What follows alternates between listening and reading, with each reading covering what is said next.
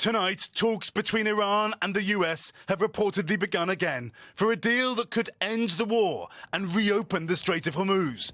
President Trump announcing last night he'd instructed to hold off any attack, in that he wrote, "The perimeters of a deal has been agreed to.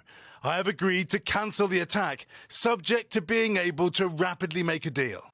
The president saying he will order American forces to hold off on massive new strikes against Iran. There's a deal on Hormuz, and then there will be a deal on the nuclear, or you might call it the denuclearization of Iran. Hours earlier, US embassies signaled a major escalation was close, recommending Americans consider leaving the region. President Trump called it levels of military terror, strength and power not seen since World War II.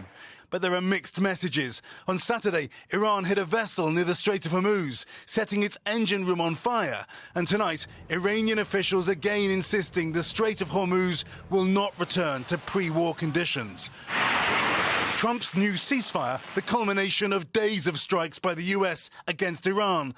A flurry of phone calls, including from Saudi Arabia's Crown Prince to President Trump, and urgent negotiations by countries like Qatar, persuading Trump to again hold off an attack. The back-channel diplomacy worked really hard to convince President Trump to give a chance for diplomacy again.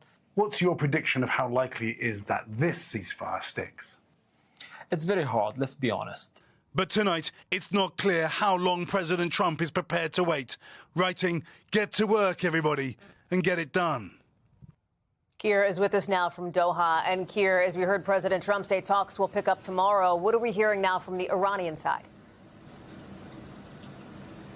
Well, Hallie, the Iranian foreign minister seeming to echo President Trump, saying negotiations are on the path to being finalised. But tonight, Hallie, we're just hearing from a monitoring group that looks at the Strait of Hormuz that there has been an explosion near a vessel there.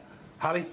We thank you for watching. And remember, stay updated on breaking news and top stories on the NBC News app or watch live on our YouTube channel.